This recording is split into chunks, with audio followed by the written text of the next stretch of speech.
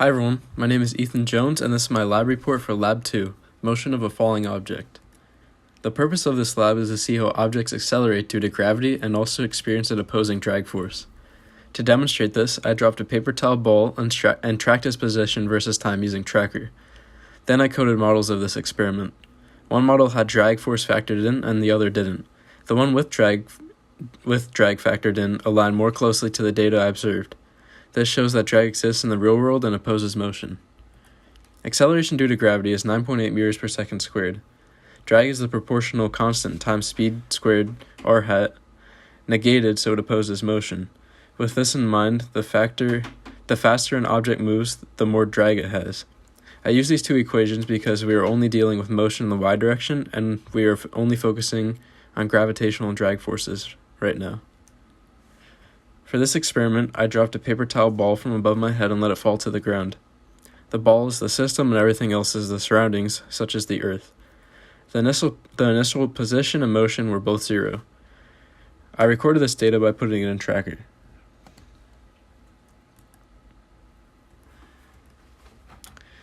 Here's my code for both models.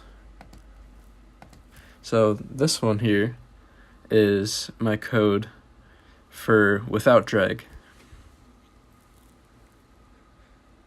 So I typed in the mass here of the ball, and then I set the position and velocity vectors both to 0. I made delta t small enough for a good result, and I kept these 0 because there's no drag. And then I set t equal to the time of my experiment. Okay.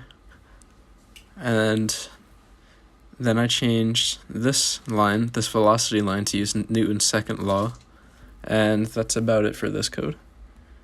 And then for the one with drag, it was about the same.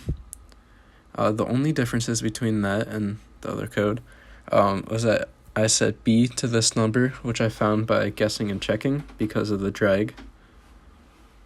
And then I set the net force formula to this to include drag. And I used the drag formula that I showed earlier in this video. As you can see, my model without drag had more velocity and thus went lower on the position graph.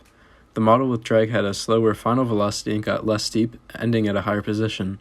This model is closer to my experimental data. The experimental data on model with drag differs slightly due to error. This error could be caused by wind affecting the paper towel or a low frame sample size. As you can see in the graph, the model with drag begins to straighten out, indicating a terminal velocity. This is the point when drag equals gravitational force, making acceleration 0. If this object was thrown down, its terminal velocity would be the same because the drag would be greater than the gravitational force, causing it to slow down to its terminal velocity. This can be seen in the graph below, which shows a fast initial velocity and then it slows. In conclusion, there is a drag force that opposes motion, and it is seen in everyday life. There's also a terminal velocity where drag force equals the gravitational force and make acceleration 0. Thank you for watching.